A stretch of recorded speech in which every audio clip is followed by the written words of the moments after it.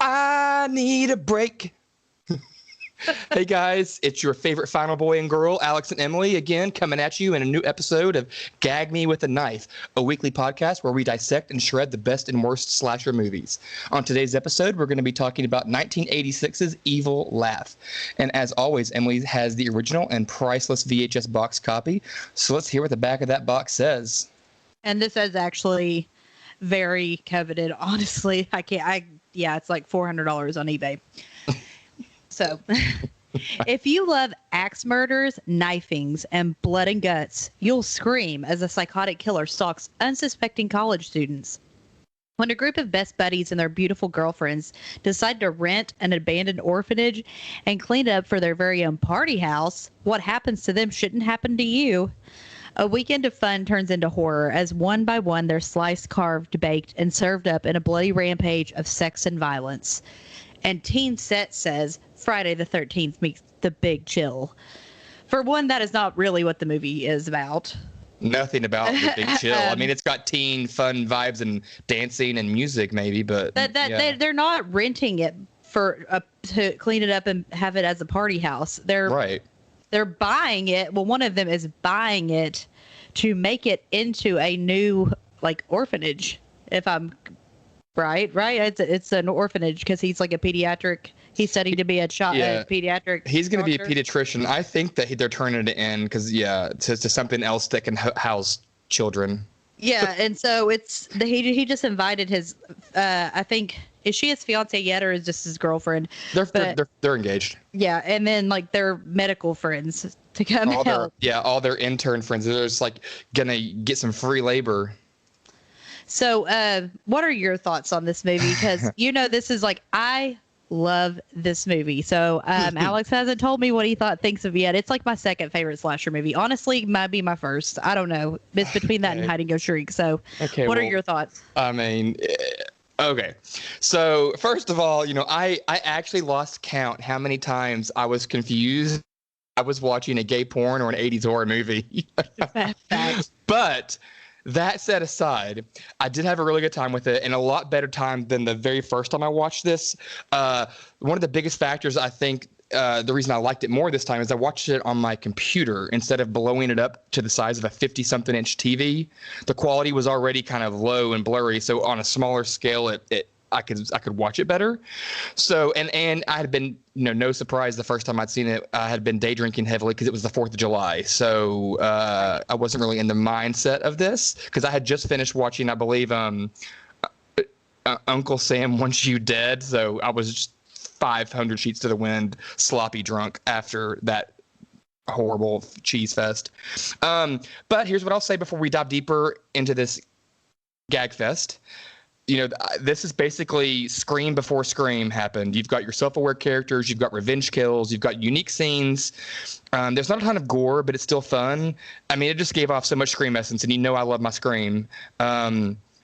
But minus all the gay porn adjacent stuff, I kind of give it. I think it's a 3-star or 3.5 stars. Well, I'm glad. Okay. What about you? What about you? You were worried. I was worried that you weren't going to like it because it really is usually these new. If I find a slasher that I haven't seen before from the 80s and I watch it now, a lot of times they're just they're really bottom of the barrel when I find them now because I've seen all of them.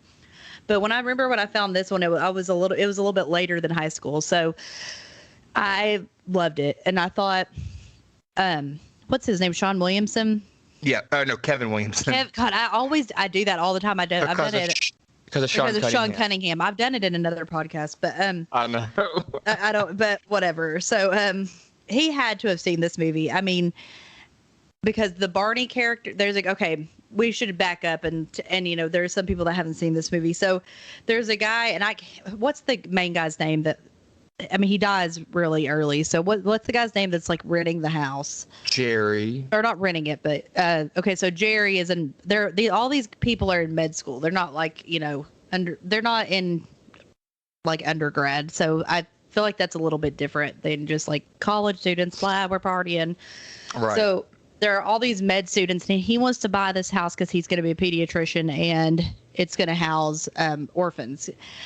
And or maybe it's going to be a children's hospital or some kind of clinic or something like that. But they don't tell.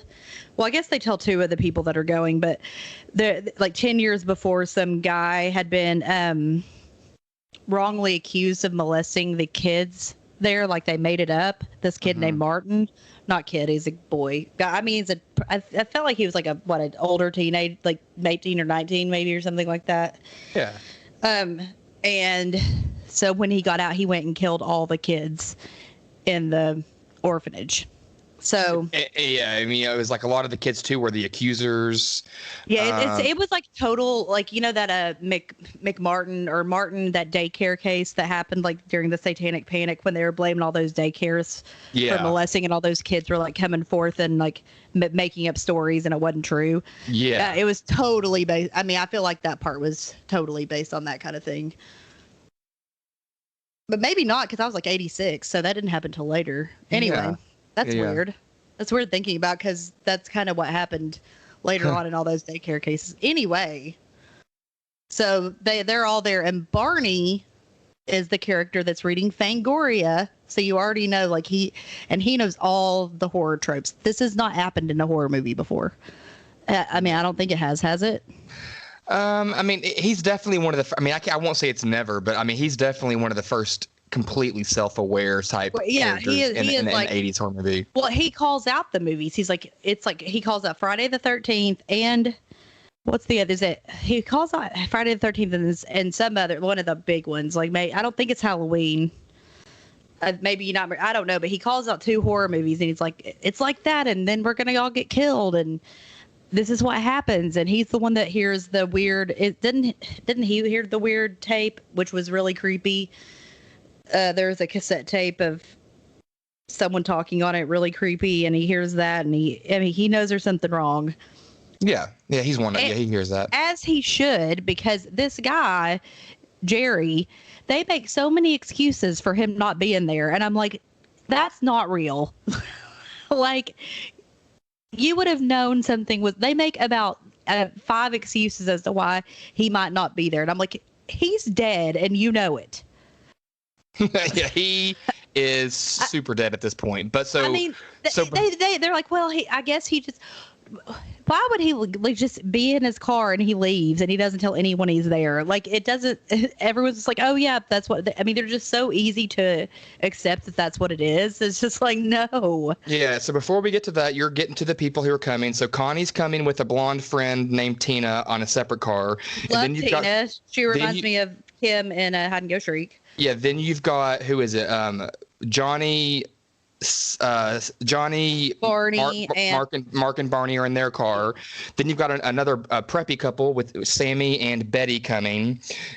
So then those are all the characters kind of coming up to this house, and they're all coming up separately to meet Jerry. And then Jerry was there first, as he was gonna. They call him like like a gourmet chef or whatever. So he's meeting the delivery boy. He's gonna see the house, and he's meeting the delivery boy who's bringing the groceries. So that's why he's there first. So now everyone shows up, and Jerry grocery guy has been murdered, which is hilarious. So is Jerry at this point. I know, but the delivery boy's murder is really funny because he's like, I don't think this is cool. That's what he says. He's like, let's talk about this. Like, you don't want to do that. Like, no, man. Yeah, he's like, your laugh's like, what does he say? Your laugh's pretty. God, he says something really stupid. It's about his laugh, but I love I don't think this is cool. It's like, well, no, it's not, because he's about to like. Well, then he have like a, what does he have? He just says, "Whoa, you got a weird laugh," and then he whoa, you got a weird laugh. That's it. But right before that, this is another time where I'm like, is this a gay porn or a horror? Because he's all tied up. He's like, dude, I'm not into S&M. Yeah. Yeah, I love that delivery boy. I wish he had been in it longer because he has some really good quotes. He kind of looked like, like Corey Haim a little bit too. Mm-hmm. Mm-hmm. But so let's go back to the beginning though. So the very opens up, Mr. Burns is this man. Oh wait, let's be real. Scott Baio's brother plays Johnny. That's important to know, because he looks ridiculous. Well, he wrote, produced, and directed as well. Yes, and the main director is the fat kid from Friday the 13th Part 5. So let's just call him Snickers Boy. Okay, Snickers Boy from Friday the 13th Part 5 is the director of this movie, or he's dead now. So we see this house, and it's got this graffiti for lease sign that says "Stay away," and there's this man who's clearly got a corn cob up his ass, or he's snorting meth or something, because he is so hyper and he is so like Micro Machines commercial guy. He reminds me of the guy in 30 Rock, the assistant, the guy that shows everybody. He was in the Mariah Carey video. Like something McHale. Yeah. Yes. Well, it's not Kevin McHale. It's McBrayer. Yes. Jack McBrayer. Yes. He reminds me of him, kind of. A little bit, yeah. So he's sitting there at the beginning, and he's trying to clean off the "Stay away" graffiti on the door, and then he starts knocking on the door. First of all, he's the realtor. Why the fuck's he knocking on any door? Shouldn't he know no one's there? That sets up the whole tone in the first 5 seconds. But then someone touches his shoulder, and he's like, "Ah!" I mean, come on now. Yeah. So it's Jerry showing up, and then he's like showing Jerry around the house.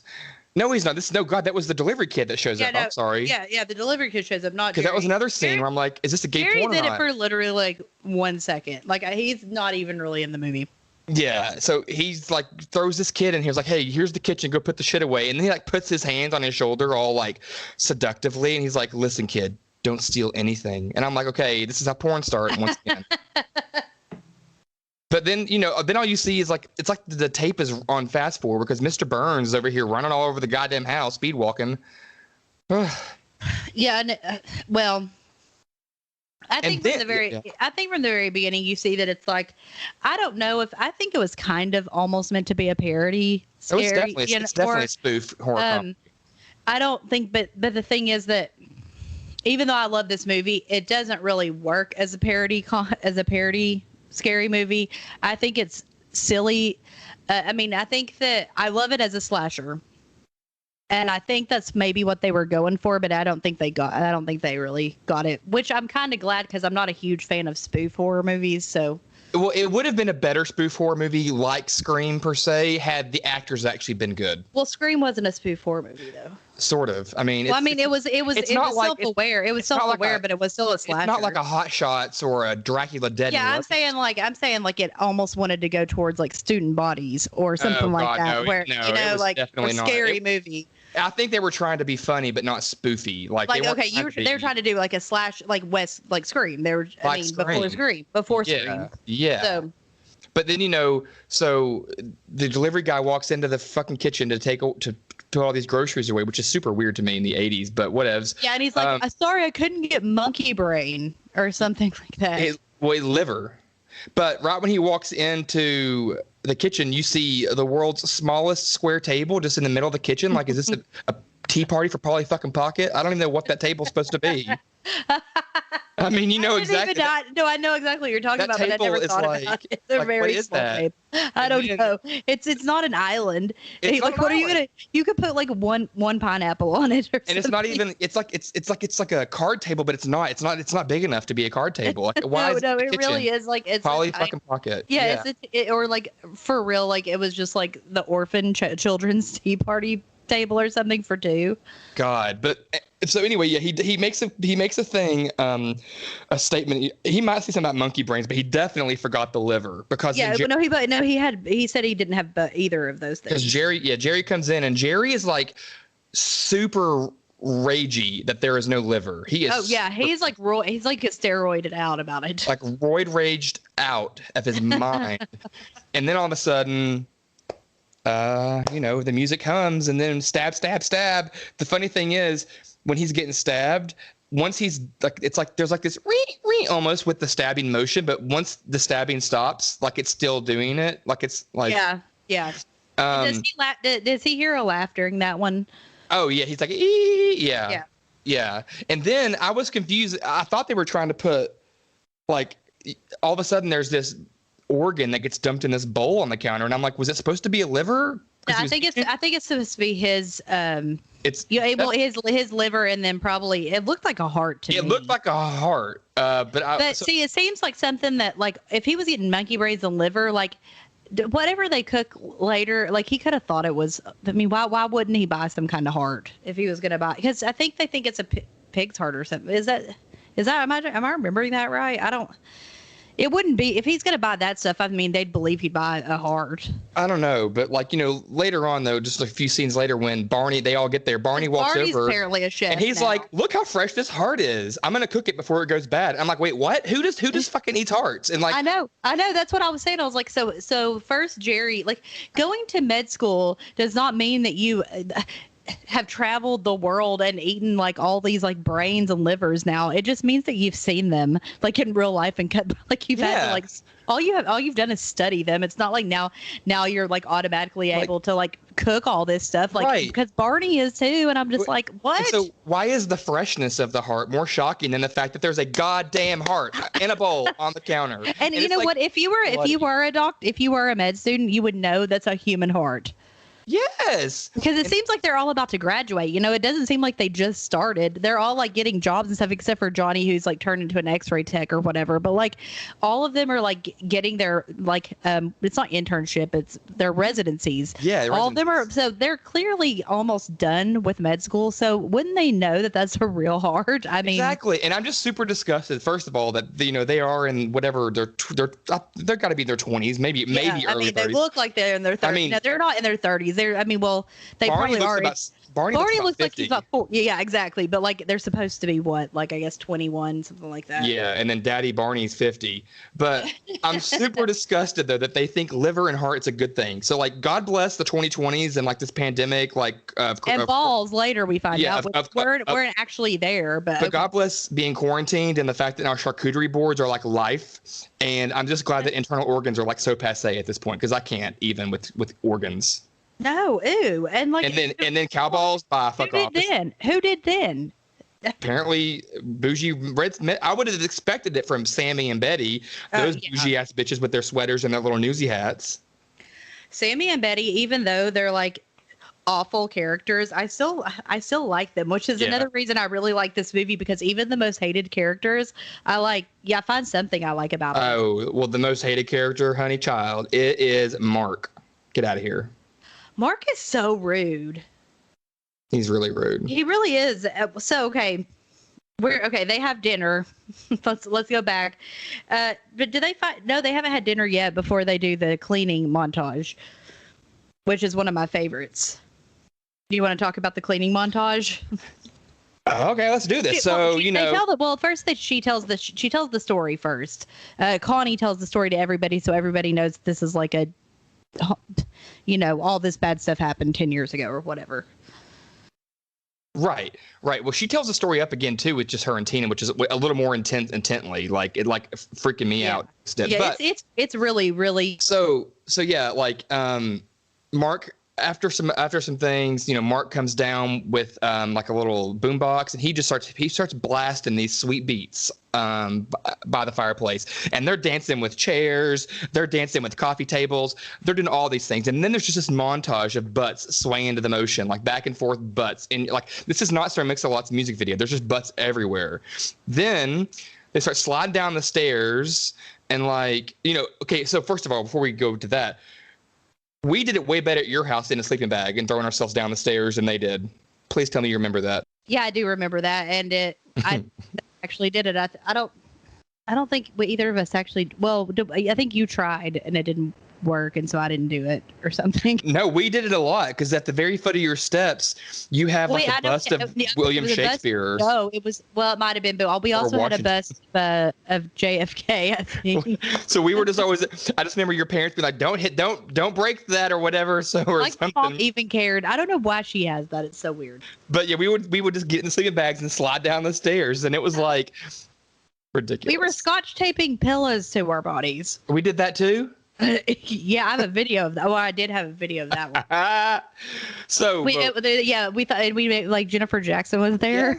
Yes. Sorry, Jennifer Jackson. That was when we like held our eyes open to watch horror movies and traumatized her. We were horrible. It was like a slumber party massacre movie. Like it wasn't even scary. Like, It wasn't. It was like 11 o'clock in the morning. Yeah.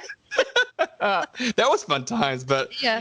We did hold her up. It was like we clockworked orange her. we did. Or Jacob's Ladder and Clockwork Orange, their eyes open. Oh God, we're horrible. But at the end of this whole Bob of the Dancing. cleaning montage dance scene, basically, the house looks the exact same fucking way. Like it what? wasn't dirty. It was. They didn't really need like it was. Like at least in Revenge of the Nerds or stuff like that, which I do love a good house cleaning. Oh God, yes. I mean, I love it when like transformations of any sort. So, at least in like Revenge of the Nerds, when they walk in and there's like cobwebs everywhere and they have to like, I mean, there's no way they did all that stuff, but like, I don't care. I love it.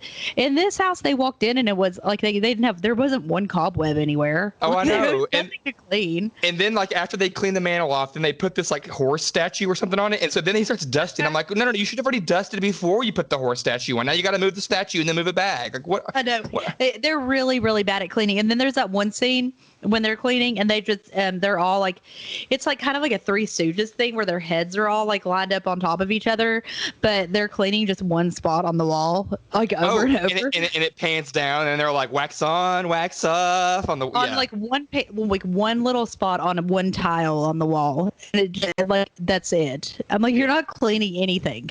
Like, And I clean. I'm like I mean, my house isn't the cleanest thing right now, but like I'm very OCD about it when I do clean. And I was just like, I can't even watch this. Like the music was funny and then the dancing, so I did watch it anyway. But if it was just that cleaning, I would have just had to turn it off. But it was fun. So that was the cleaning scene. It was really, really fun.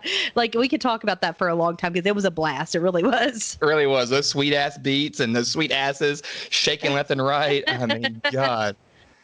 Lord. So then we had this time period between dinner where like people are like starting to like maybe hook up or something, because I think the next scene, like right after this. Okay, this is fucked up. Barney was a funny, he's a charming little funny character and he still is. Well, we don't know it's Barney yet. Well, yes, we do, because he's the one that we didn't know it was him. Oh, we didn't. Okay. Oh, yeah, we thought it. Well, whatever. He's about to ruin his reputation. Because so the next scene, it basically just shows this bed, and then all of a sudden, there's something punching through, almost like the alien from out of the chest in the movie Alien. Almost like you're like, what's gonna happen? And then this knife comes through the bed, and then it kind of creepily goes back down. And I was like, what the fuck? And then Mark and Tina come in there making out, and I'm like, whoa, someone's getting stabbed under the bed. Like, what a cool kill this is gonna be. Mm-hmm. And it's not. And then they get all naked, and I mean, Mark is a douchebag and he's a horrible person, but he got a banging ass body. Just gonna say, he's good. He's a good looking guy, and he's cute. He's real. Yeah, he is. No, I mean he is. He's a good looking guy. So then they're naked and all this stuff, and then I'm thinking, oh my god, Mark's gonna like get stabbed in the back. And then he flips over Tina, and he's on top of her, and I'm like, oh my god, Tina's gonna get stabbed in the back. So then though, they're making out, and his hand comes through and starts like rubbing Mark, and then like squeezing his ass and stuff. And I'm like, whoa, what is happening? I'm still waiting for like. I thought that this was like, I was thinking finally, because sorry, like I'm just gonna out every guy. Guys will act like they don't, like, especially when they're younger. They're like, I would never do anything. Like, I don't want to be touched on my butt. Okay, sorry, you do. All guys do. It's a fact. It's a fact. It does not make you gay. Right. I mean, it's a fact. Most guys like it, and if you don't, you're just afraid that you might be gay or something, and it doesn't make you gay. So you like it. You like things in your butt. Sorry. But what's funny is, how does Mark not realize there's two right hands on him? Like, one's on his shoulder and then one's on his right ass or his left ass cheek. Like, how does he not realize there's two? So then they realize they figure it out, and then because he's like says something about how he does. It's like something like he does like it.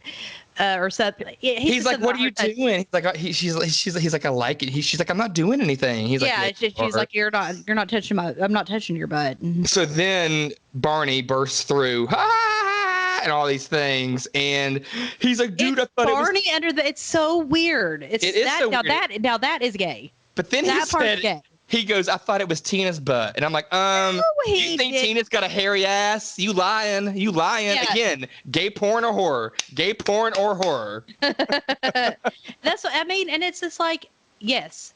I mean it's that part is gay, but I'm just telling you, guys across the world, it is okay for you to like having your butt touched because most guys do. Just saying. So then we go to dinner, right? I'm sorry, it needs to be said. I'm so sick of guys being like, no. Out there, I'm just gonna say, there's a lot. Every guy I've been with has. There's a lot of really cool with it. Guys that think, Kim Kardashian's super hot. They think Amber, what's her name? Amber Rose. Amber Rose is super hot. Those guys that think she's super hot, if they were about to get laid and they said, "Let me put my finger in your booty hole," they gonna say yes. And they would like it. You're gonna like it. I don't know if they'll like it, but I think all people like it a little bit in the butt. So I'm sorry. I think every person on earth likes it a little bit in the butt, and they're just too afraid to admit it sometimes. You know what I don't like? Liver and heart for dinner. Cow balls, which is the next scene. And then after this really weird dinner. Oh, wait, and he eats, because Mark is the one that's like eating, he thinks it's potatoes, but it's bull ball. It's like cow balls. Yeah, they call it like Rocky Mountain oysters or something. Yeah. Or like balls of bull balls or something. Yeah. Then it flashes. Then we flash all of a sudden, like instantly after this like little gag scene, to Mr. Burns and his wife in bed, and that seems weird. He is super weird and aggressive, and then he's like, "Listen." At first he's like, "Please," like being like that. He's like, "Hey," and then she's like, he's acting like a baby almost, and then she like is like, "Oh, go away," and then he gets really aggressive. Yeah, she's like super into her cigarette. Let her finish her cigarette first of all. God. And then he's like, "You listen, bitch. A man has needs. Do your wifely duties or I'll take what I want." He got issues. He has and then he was she kind of like rolled her eyes. It felt like I don't know if you've seen Deep Throat, but I have. And the beginning scene, it reminded me of that because it's this woman like smoking a cigarette and all these guys are eating around and she just like doesn't care. Because it reminded me of I cannot. It was exactly like, I would think they watched that scene and then like made it out of that. So what did the guys in the scene with Deep Throat, were they all wearing toupees? Because that was a shocker to me when Mr. Burns is like, "Is my hair straight?" Oh, yeah. I'm like, "You got the wig?" I'm like, "I had no idea." Yeah. Oh God, he's such a weirdo. Then it gets even better. Then he gets that phone call. First of all, red herring number 1, by the way. What? Him. Oh, that was the second red herring. Wait, what was the first red herring? The first red herring for me was when Johnny. People. He doesn't pee on the people. Yes, he pees on people. No. The red herring is Mr. Burns. Mr. Burns isn't peeing on nobody. No, that's what I was saying. He's the first red herring. Mr. Burns is. Wait, which one's Mr. Burns? The realtor. That's what I'm saying. He's the first red herring. He ain't peeing on anybody. That was Johnny. I know. I thought you said Mr. Burns was not the first red herring. No, I was like, Mr. Burns is it? The people that he peed on or something? Yeah. But that wasn't the first time I thought of him. Oh, no. I didn't think either. The first time I saw it. Yeah, no, I agree. I was just saying he's the first red herring. Yeah, the first, well, right when the three boys get there and they hear this noise, he gives 70 excuses on why they're hearing voices in the closet in the air vent. And he's like, "Okay, gotta go, bye." And then he goes, "If you need anything, my number's by the phone." And I mean anything. Okay, Mr. Burns, is this porn or horror? Is this porn or horror? But anyway, yeah. So then though, Mr. Burns gets in his car to go over there and fix the water heater or whatnot. It's because Sammy calls the preppy guy.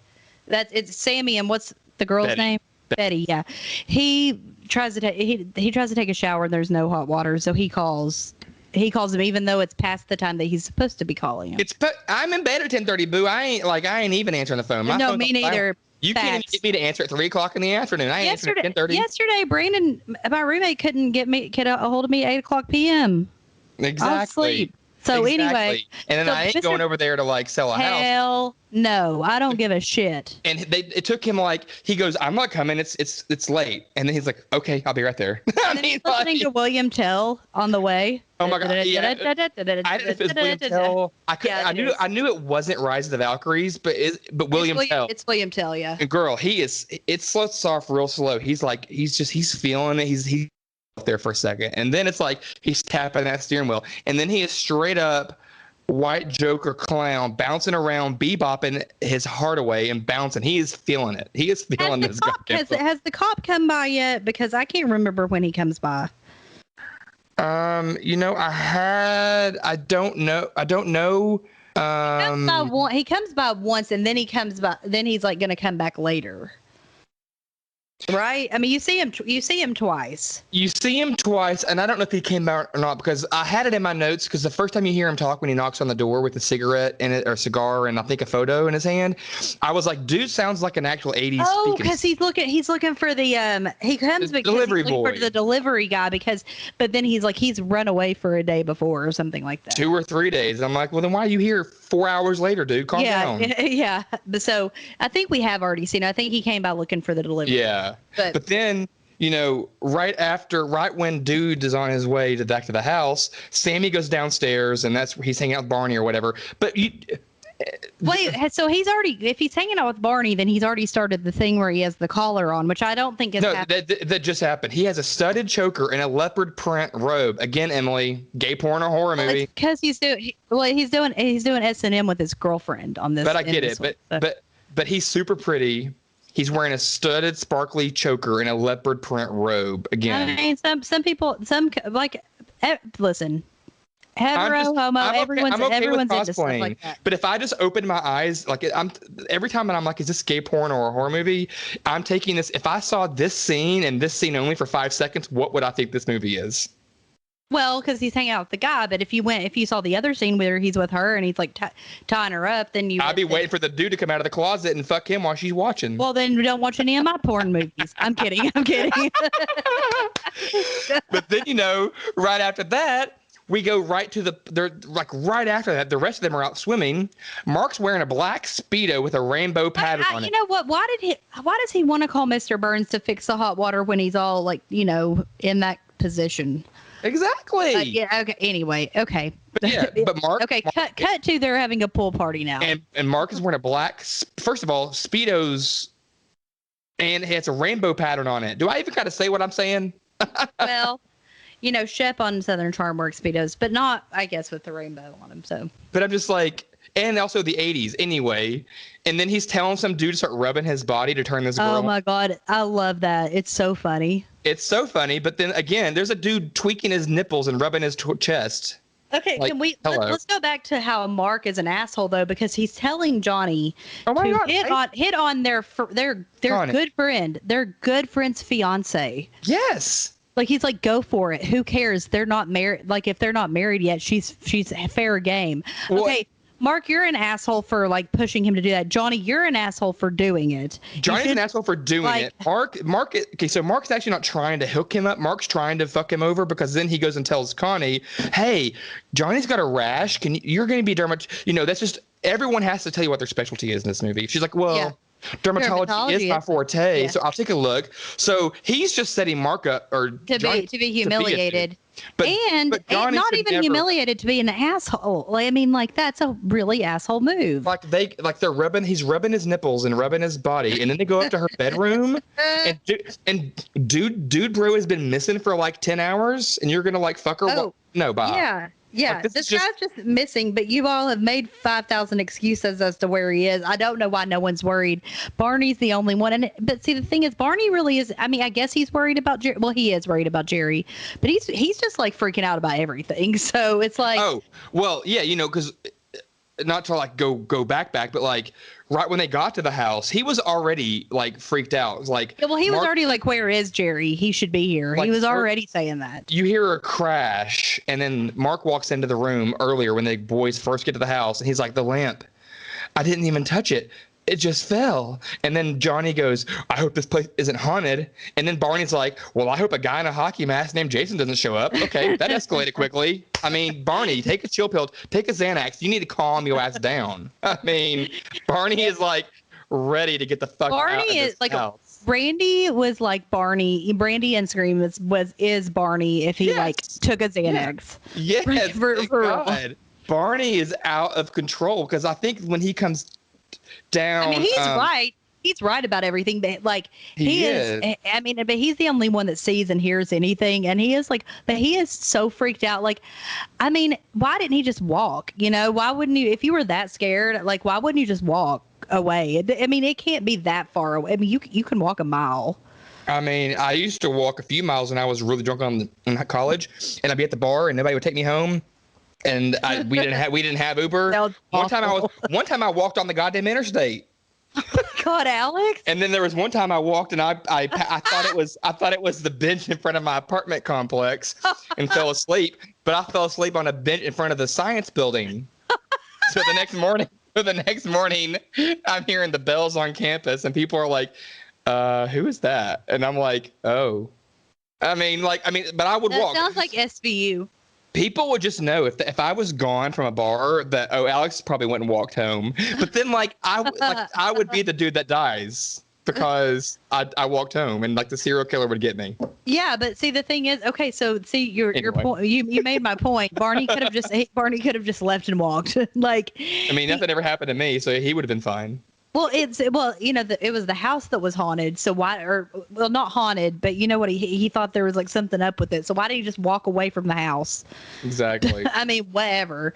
But he's like trying to get a ride. No one like will take him to town until Mr. Burns comes, and then Mr. Burns is going to give him a ride back. But he has to go. Yeah. He has to go like fix the water first. And then though, I don't know who comes to check on. Maybe it's Johnny and Connie walk into the house while Mr. Burns is in the basement checking the water heater, and they see Barney, and he's like hugging this suitcase and like rocking on the couch. He's like, I'm sorry, guys, I got to go back to town. Like, Mr. Burns is gonna take me back. Oh my God, he is so funny until he's not funny at the end. But I mean, he is a really fun, like he's a funny character. Yeah. So we're still at the pool party a little bit because Tina and Mark. And wait, Mr. Burns has gotten killed though. Mr. Burns gets killed like right before this. So maybe this is all flashing to the house, into the basement, back to the pool. Yeah, it's back and forth because because then we have to get to Mark and Tina because they're next after Mr. Yeah, like Mark and Tina, I'm just thinking. First of all, I hate Tina. Oh, I love Tina. I love her. I hated when she was like, I hated when at the very beginning when the Jeep broke down. Oh, I liked that. And then she was like sitting in there, like driving like a Hanson car. And I'm like, why are you turning and spinning this wheel? What are you even thinking you're doing? I thought it was funny. I thought it was cute. Then she looks like a 3-year-old driving one of those courses in a theme park. I liked it though when she was like, I mean, it always worked for Fonzie on Happy Days. And then she does a little thing. Oh my God, I hate her.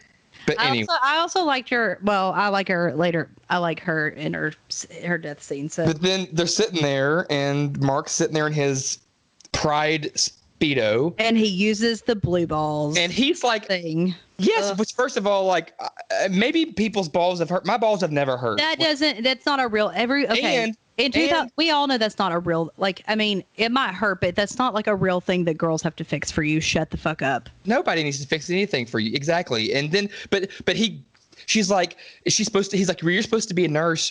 Help me. And he puts her hand down, and in 0.3 seconds, not even looking, touching it for 0.3 seconds, she's like, I guess it's true. I'm like, how are you supposed to be a nurse? You got to be one of the. Was she just like, is that the first hard dick you've ever felt? I mean, like, what's wrong? But like, no, but the blue balls thing. I know, but like, it's like, and they don't look blue. I don't even know where that came. I don't even know. I don't know. I have never used a blue ball.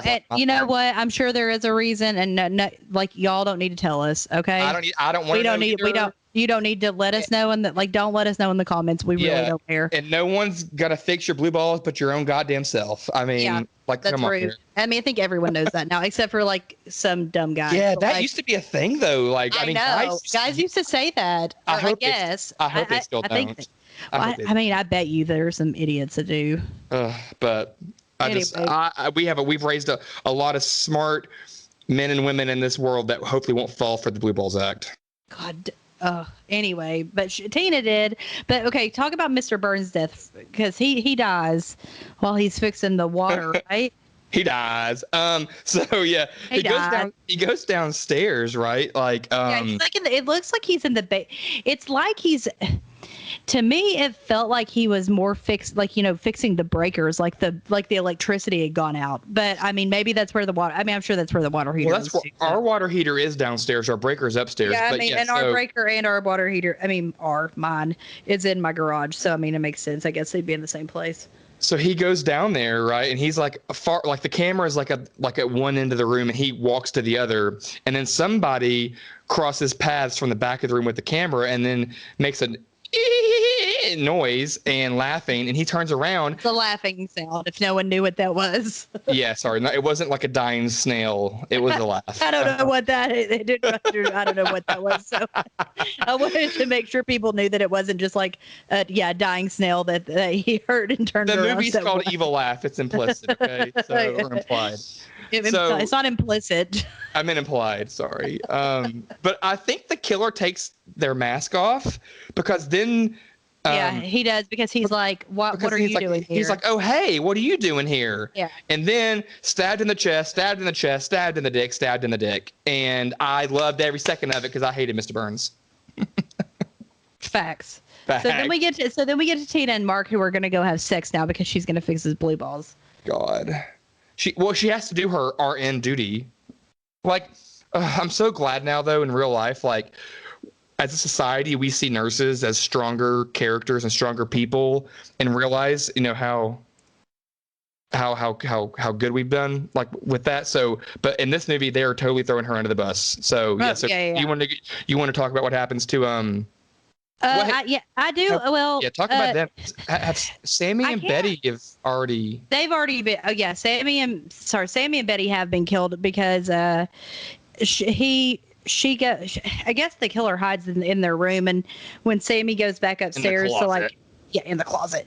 When Sammy goes back upstairs to get with it, a hardcore with his girl, she's trying to tell him, but she's all like, she's got a leather thing in her mouth, so she can't tell him, but she's like crying, and he's like, doesn't hear her. So the killer kills both of them right there. Yeah. So then we get, Tina and Mark, I can't remember exactly what happens with, yes, I do. Yes, I do. Yeah, I know. He's actually in the closet in this one, because he's just behind, I think he's behind the door. He just comes in behind. He's behind the door, and he's already in the room, or he or she is already in the room, behind the door, and Sammy and Betty, but he's in the closet. Yeah. He's in the closet with Tina and Mark. And so he goes, why does he go to, I guess he comes out of the closet or something, and they hear a noise. Oh, so they hear a noise. Mark tries to investigate. Yeah, exactly. And when he opens the door, there's an axe to the head. He gets axed to death, and every time he gets axed, okay, if listeners want to go back, it sounds, every time he gets hit with, or maybe just once, he gets hit with the axe, and it sounds like when I gasp at the very beginning of Iced, our episode covering Iced. He goes, so good. And then then there's the awesome death of Tina, which I love. I did think because I thought it was so funny, because she didn't think it was real. She's like, okay, whatever. And then she's like, you want to kill me? Like you want to kill me? Okay, like I'm dead. And she's like pretending to like choke herself and stuff like that. And then the killer starts actually choking her, and she's like, then she dies. And then he snaps her neck. But that was also pretty early stages of Rose McGowan's character Tatum. Can I play the helpless little victim? Yeah. She acted exactly. That's exactly how she acted. She's like, okay, want to play? Okay. Ooh, is this the scene where I spit on your garage? Yeah, like totally. It's the same. Yep, agreed. So after that, basically, I think the next thing is Johnny. It goes to Johnny and Connie, and Johnny's totally shot down. Like Connie is holding her roots. It seems fine, and it seems fine. Which I was glad because Connie's like really cool about it, and then Johnny's cool about it, and it seems like a total like he's not pushy, and he's like, okay, cool, whatever. He's like, oh God, don't tell. This was so stupid. I'm so sorry. Like, yeah, he realizes that was a dumb fucking dick move, and anyway, he leaves the room. Right when he leaves the room is the funniest 5 seconds of the whole movie. He gets hit in the face with a sledgehammer, and he's like, and like falls back. Like, I mean, it was like, what's that? Like, I don't know. You have to watch this scene, these 5 seconds. It is, I was hollering. I was screaming. So it was so And fun. then he gets what? Put in the microwave. God. Okay, but what's funny is like, the microwave, it doesn't work when the door's not closed. Unless you wedge it, but she didn't wedge it. Which he says, or she, the killer puts his head in the microwave while he's like, bound and gagged. And he's like, it's not. He says it's not going to work if you don't like it won't work, but it does, and it's a hilarious death. And it's not what you would expect, because usually when you think about a head in the microwave in most movies, the head starts to bubble and blister and like explode. But in this one, it looks like he just starts squirting blood everywhere. It's like everything just leaks. Even like the pores in his head are like leaking blood. But what I hated about this death scene, that's my favorite death in the whole movie, to be honest, because it was so unique at the time. It's like I get it. His hands were tied behind his back and his ankles were tied together. But bitch, do the mermaid. Scoot the fuck away. Yeah, I was like, well, I get the only thing I can think of is being his hit with the sledgehammer. He like couldn't really like move. Oh, like, maybe he couldn't move. You know why I forgot that? Because he had no blood on his face. I mean, I forgot. I thought, but a movie that you've talked about before, or a character or a villain that you've talked about that you've enjoyed before, died the same way as Johnny. Do you know what movie I'm talking about? Give me. It was the remake. Was it? What? Oh, in the remake of what? Yep. Last House on the Left. Yeah, Krug. Yeah, Krug, didn't happen. Krug. Yeah. Yeah, so he got. I don't like the remake. No, but his character. Yeah, his character does like that. Yeah, I remember. But you liked we've talked about his character. I do like. Yeah, I do like. Yeah. I think Krug. Yeah, for Mother's Day. I talked about the original Krug. Correct. But I love him. He's my favorite villain. I just thought that this was so cool, and I saw you talk about it on a comment on a thread recently as well. Yeah, there was like who's the best villain, and I was like, no one's gonna even think of this, and they didn't, and it was a good one. And it was a good one because he was sadistic, but he's he's a really creepy villain. It's just another way though that this movie, I think, did set a tone that while it wasn't the best movie ever, it set a tone for a lot of things. Because I don't remember a head in a microwave before this one. Yeah, and also like the whole like it's not going to work if it's like I think that's you see that kind of dialogue in not Scream maybe, but like the things that came from Scream, like urban legend and stuff like that. That's like something you would hear in I Know What You Did Last Summer or urban legend. Self-aware to an extent of like, yeah. So then now at this point, I think Barney is in the Barney's been locked in the basement. Barney is screaming. I think Barney got hit or something, and then he pretended to be dead. Something happened to him because he says later on, I pretended to be dead. He does, but he pretended he hid basically. But to get down to the basement, he heard no. He was lured down to the basement. The killer kind of like ran up the stairs, pushed him into the wall, and locked him in the basement. And he sits on the stairs pouting like a child for like 30 seconds, screaming and crying. So he's down there in the basement the whole time. I love him. So then Connie, I think, is the only living person upstairs otherwise of his house.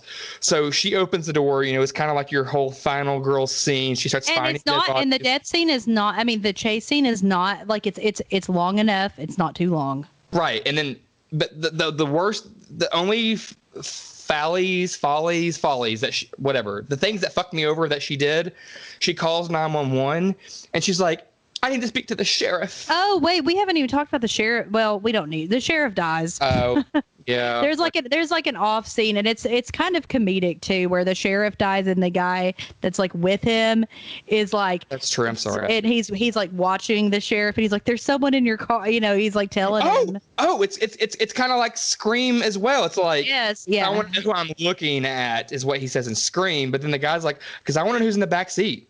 Yeah, And he you're goes. like, That's kind of like urban legend too at the beginning.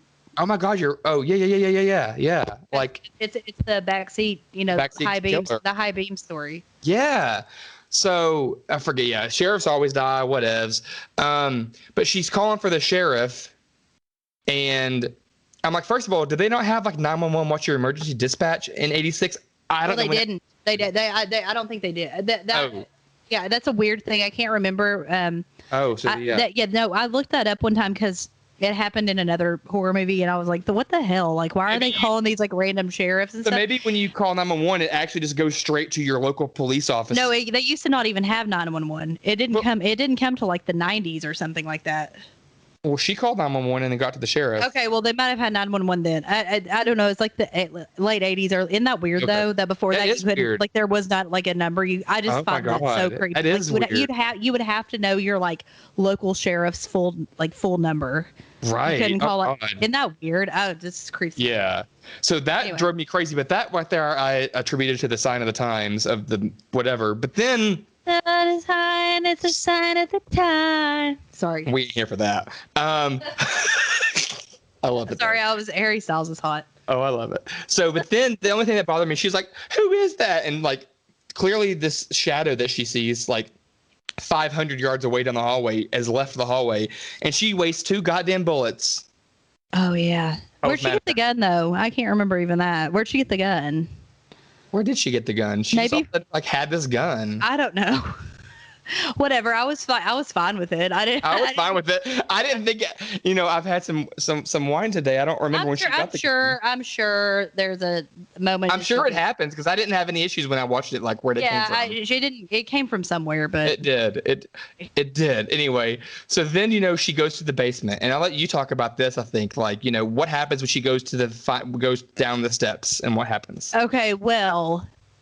We have the killer who, when you see the killer like full on, I think that killer is actually pretty creepy, don't you? I mean, like the mask. The mask I think is creepy, and the mask. I don't know what it is. I can't tell what that mask is. If it's an actual killer, though. Before she sees the killer, I don't know what. Oh, so. I don't know why like the whole house is still draped in sheets. So I don't know why she thinks, let me go downstairs and just take these sheets off the wall. And you see Jerry crucified to the fence.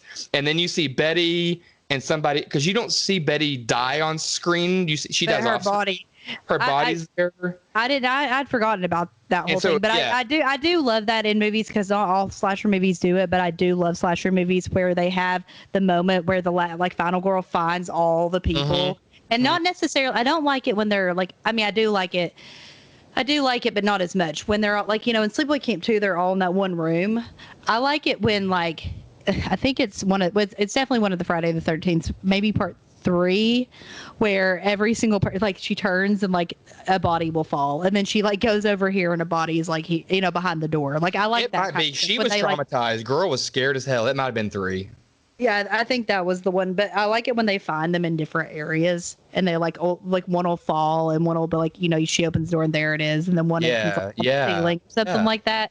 Oh. I really like that in movies. So then she tries to run back upstairs, and then boom, we run into this hideous, weird. It's almost like a ski mask, but then there's it looks like a ski mask, but then there's like it's like the face is different. I don't know. It's like if you put if anyone's seen, it's like putting a ski mask on the baby face from Happy Death Day or whatever. Yeah, It's like a clown but not, and a baby but not, but it's so. But it looks weird. like an actual it looks like a ski mask. Honestly, that like in my head I was like, maybe that's the kind of ski mask someone would get for like a certain type of skiing or something like that. It looked like a legit mask. You know what I mean? We can't talk about skiing anymore. I already at PTSD. Let's go. Let's go. From my scars. Anyway, so we find out who the killer is, and who is it? Sadie, which is Mr. Burns' wife, that badass motherfucker that was like, he's like, we're gonna find out who wears the pants in this relationship. Well, boom, bitch. It was her. So why is it her? Why is it her? She is Martin's. Is his name Martin? His mother. What? And her reasoning for coming back and killing these people God, it's the dumbest fucking thing. Like, it's very much like Friday the 13th. Like, Pamela Voorhees had no reason to kill these specific counselors because they're not the ones that did it. It's kind of like that whole thing. Like, these are the people that did it. Yeah, all she wanted to do, she said, this house needs to be a temple for my dead son. Okay, then kill your husband and kill him only. He's trying to sell this motherfucker. Then don't sell it. Yeah, that's what I'm like. Yeah, I mean, it's your clearly, husband. and you wear the pants, so I think that you could probably take care of this. All she had to do is get her a little nookie and then her husband's throat and be done with this. And like, why are you killing everybody else? Yeah, I was just, don't sell the house. I was so mad at her. I mean, because she clearly did. Her husband was a dork who did not wear the pants in the family, and she clearly could have just been like, "Bitch, we're not selling this house." Exactly. No, let me just kill a bunch of people. So clearly she's got some issues, and it's more than just that. I mean, I get it. Your son was all these things that's going on, and that story's convoluted too because he didn't actually do it, and so molest them. So then he came back and killed everybody, and then but then the house was set on fire. So why is the house still there? Why is the house still there? And why everything covered in sheets? And why is there still? Because I mean, he died in the fire that happened in the house. Correct? Wasn't there a fire after he killed those people? If there was a fire, why is Polly Pocket's fucking table still in the kitchen? That's what my question was. Wasn't there a fire after he killed those people? There was supposed to be a fire, but that's what they say. But the house is fine. I mean, where was this fire? Everything is fine. So yeah, her whole thing. This fuck you, Mrs. Burns. Oh my God, their name's Burns, and they burned in a fire. Sorry, Sadie Burns. So then all of a sudden I did scream because while you're looking at the killer and Connie is looking at her with a gun. No, Connie's gun's been hit away. She threw a pole at her and dropped her gun. So Sadie's about to kill her with the machete, and then you see this hand reach out, and I'm like, oh my God, someone's not dead. Barney comes crawling out of there like a cockroach, grabs the gun, shoots the bitch twice in the back, and he's like, fucking damn right I'm alive.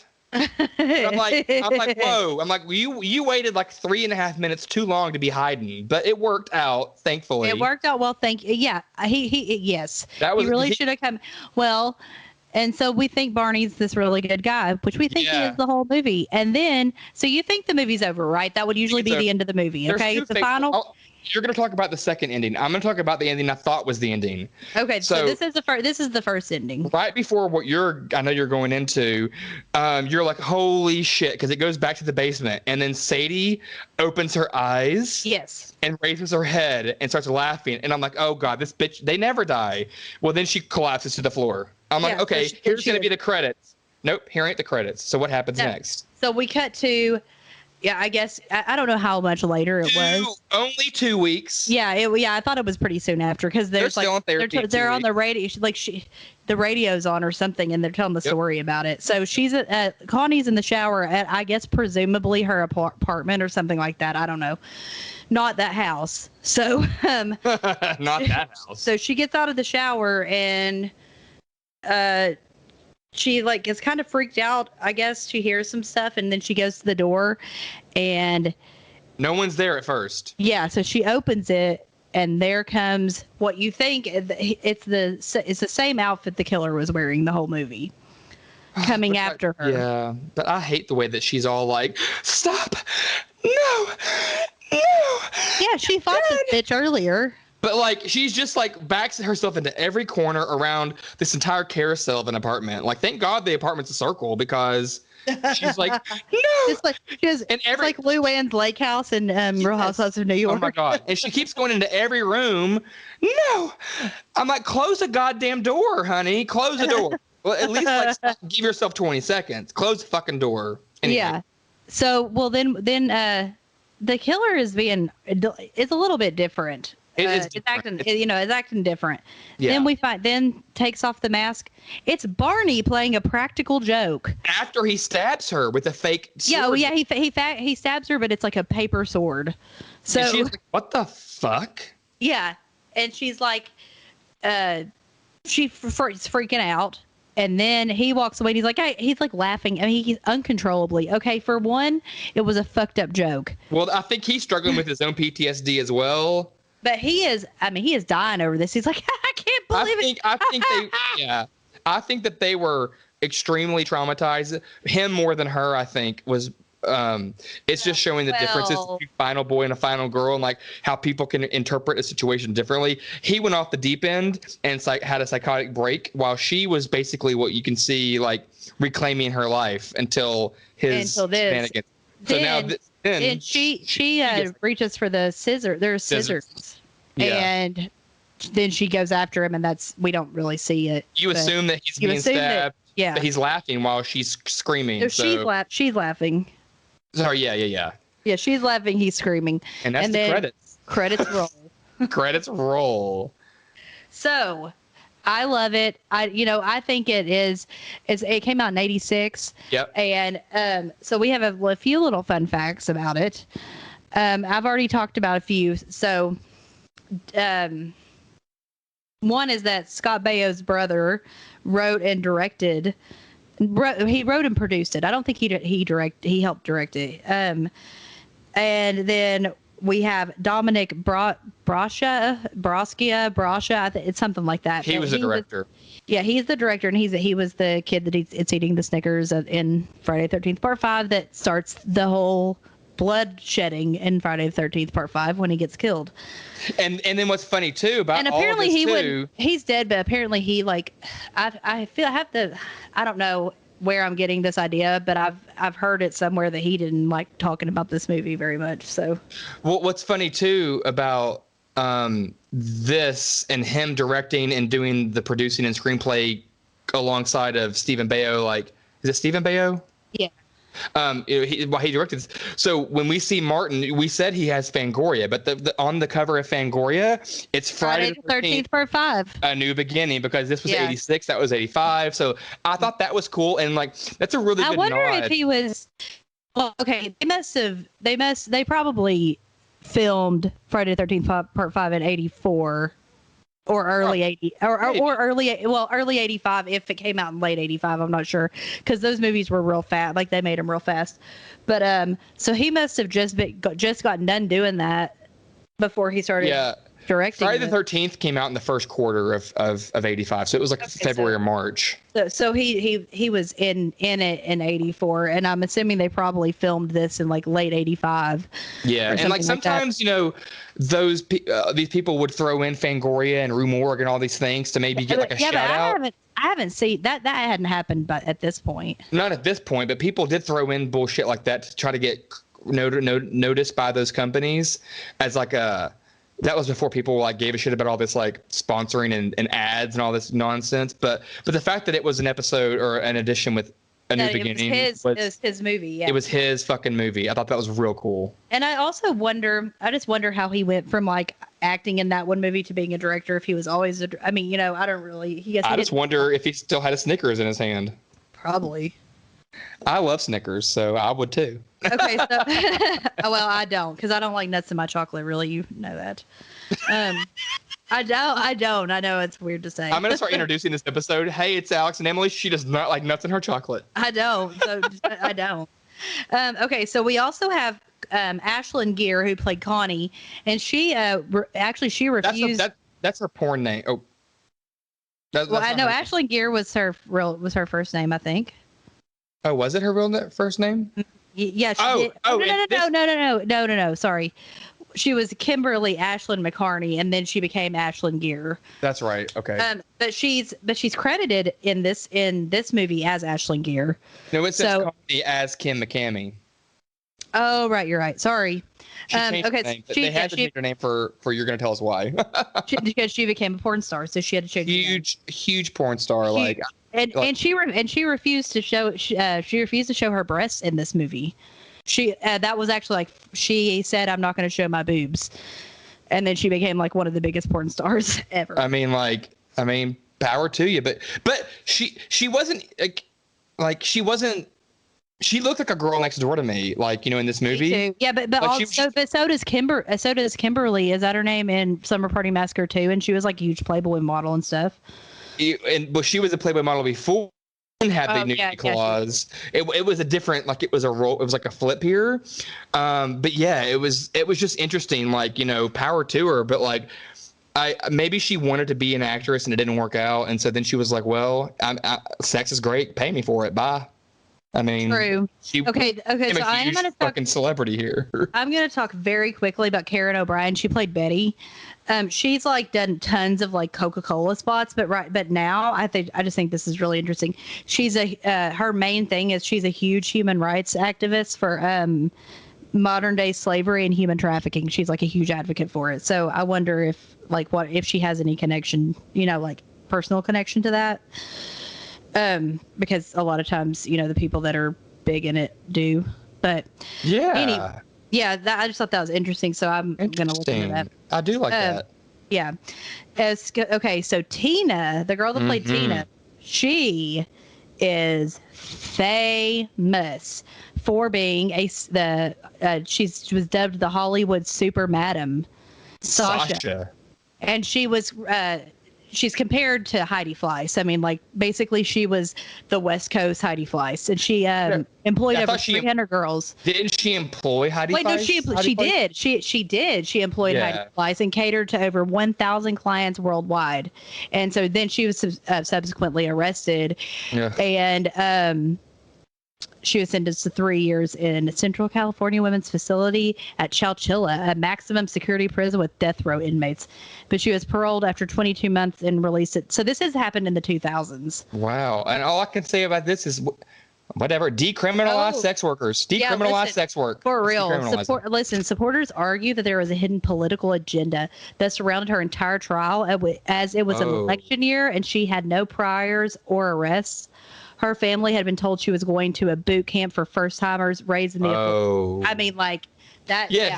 Hollywood's super mad. I mean, like, for reals. I mean, this is a thing. So yeah, I didn't realize that. I was reading it and I just saw Heidi Fleiss. I just thought they were comparing her to her, but she actually employed her. And you wouldn't even think about her because her character is so ditzy. Like, but no, you have to be really smart and quick-witted to run this empire. I mean, it was like, and her sister is an Emmy-nominated actress. Who's her sister? Amy Gibson. I don't know for what. Her aunt Georgia Gibbs was a famous recording artist. Okay. So there's a lot of really connections to this movie, which it's connected to real life and in terms of their actors' livelihoods, and then it spawned a lot of, I think, thought processes for future movies, especially Scream. If we had to sit down, if Kevin Williamson were ever to be on our show, wink wink. Oh my God, I wish he would be you mean Sean. He'd be like, Evil Laugh's my favorite movie of all time. I mean, I don't know. I really would like to talk to him though, and I think that he would. I don't know. I don't find him in any interviews to look like he was like the nicest guy in the world. Oh, he's not. Yeah, no, he's not. Especially with what I've heard about when they're trying to first starting to try to make Scream, this next Scream that's coming out, and even the Scream before that. I think that he was the one being a kind of a whiny baby about it. I'm not 100%. I'm pretty sure though. I just have to. That wouldn't surprise me. So, yeah. She was also on she was also a guest a lot, for 2 years. 2 years stint guest starring on Up All Night with Rhonda Shear, and I used to love USA Up All Night. I think I watched it when Gilbert Gottfried the host for a while, because I watched it a lot when he was. I think so. I used to love watching. I wish they had something like that now. Me too. It was so good, so good. So okay, we have gone a little bit long on this one, but I don't really care because But it's your second or first favorite horror movie slasher of all time, so no, it needs to go a little bit longer. You know what, y'all? You can just stop listening if you. I had never heard of this till 2020. And I know a lot of horror movies, and I'm in a lot of horror movie groups and threads. People don't talk about this movie, and No, but you know what? I've found that when they do, like because I've brought it up before, like when people are like on Facebook, they'll be like, "What's your favorite? Like, what are your favorite slashers?" And I'll show them my my letterbox list, and or sometimes I've written, what's an underrated slasher or underrated horror movie, and I'll put like your favorite or something like that, and I'll put Hide and Go Shriek or Evil Laugh, and everyone is always like, "Oh my god, yeah, that." Like, I've never seen anyone really say. I've seen people say bad things about Hide and Go Shriek, but I've never really seen people that have seen it say anything bad about it. Like, they're kind of just like, it's kind of a really well liked movie by the few people that have seen it. And I say that more people that we can keep inspiring this to see and talk about, and we can promote this. Maybe we can get a fucking DVD or something, a good quality, a remaster or something. Yeah, because the one even the DVD they have now, which is like $60 on Amazon. No, still. more than that. More than that, it's like 150. No, the DVDs are like 60s. The VHS is like 400. And I don't think the DVD, even if you did get it, it's like another region. It's not. It's another region, and it's probably one of these bootleg rips, and it's like the quality is gonna be terrible. Because the whole point is they need to find out a way to remaster this in a good quality. Like, this is a really. I don't think they'll ever be able to remaster it in a really great quality, because I don't think it wasn't shot in great quality.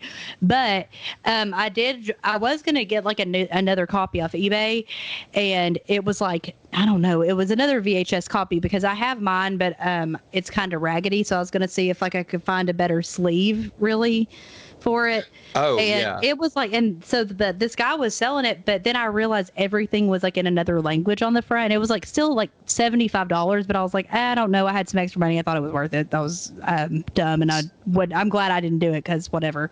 So like right now, but, the whole movie was Turkish, and I was like, I'm not getting like it just for a sleeve. I'm not gonna buy this. I looked up eBay for Evil Laugh VHS copy, and we can share this later. And I love listening to this later, because then I do share these later when I hear myself say this now, because we record these in advance. But this copy is $150, and for a sleeve that looks like a cat bit the bottom off of it, and it's still $150. That's the one. No, that's another one that I was like thinking, just because my sleeve is really bad, but that's the exact copy that I have. It's just that my sleeve is so messed up, and I really want like a good.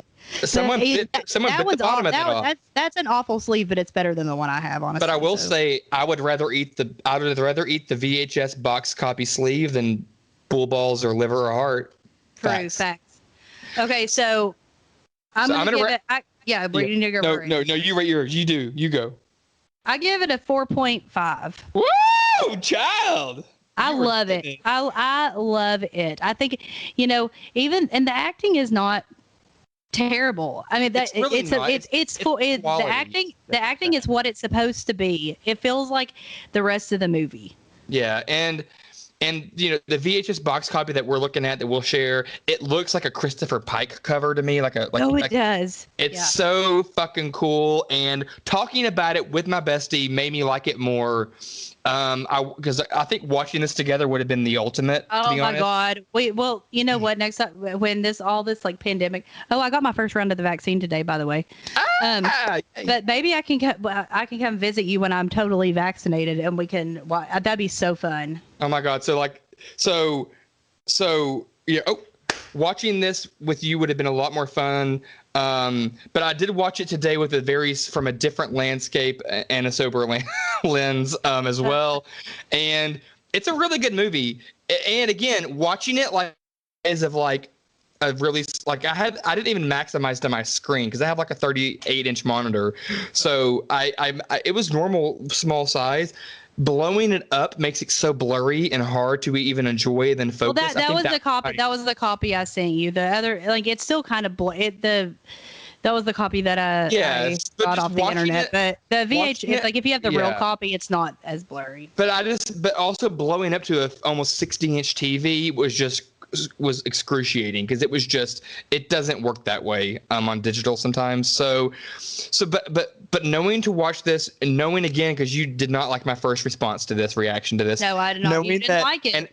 And I trust you. We trust each other. So I gave it a very solid second chance. And I'm going to go, I know earlier I said 3 to 3.5, but then talking about it, looking at this amazing box copy cover, I'm going to go like 3.75 to 4. Like, we'll see. Ooh, that's really good. Like, I mean, it's terrible, but like not terrible good. Like It's not terrible. It's not terrible. Like, It's just the quality of the film. Sorry, I can't get past the quality of the film. But, well, and when we did Boarding House, I'm sure you have more of a problem with that. Oh, I just got a VHS copy of that, so I didn't have it on VHS. Not to watch it. I just had to. I mean, it's part of my collection. I need. We're gonna rewatch it, and you all are gonna hear about it later. But I would rather jerk off with splinters from a Ouija board than watch this again. So we'll see. We'll see. Not Evil Laugh Boarding House. This is like probably the third or fourth. That was when I watched this. Probably the third or fourth time I've watched it. Yeah. So it's ridiculous. Anyway, but I've watched Evil Laugh like probably 15, 20 times. Wow, yeah, I could watch it more, but I don't like to watch on my computer. It's short enough too. It's not. It is. It's like, yeah. So I will say we got our ratings. I think we have gagged long enough over one movie, but it's well deserved. It's one of Emily's favorites. So, thanks for hanging in here with a longer episode. I will say, stay gagged on Polly Pocket's dining room table. Stay gagged on liver, stay gagged on brains, stay gagged on a paper sword. Stay gagged on Speedos and hot bods with rainbow patterns on them. Just stay gagged. I mean, there's so much stuff to stay gagged on. The leather straps, the BNS. I mean, the BNS. BNS Productions. I was thinking of Last Slumber Party. That was Last Slumber Party. Oh my God, S&M. Stay gagged on the music that we really didn't discuss, and stay gagged on I'm overworked. Yeah. All right. See you guys. Gag.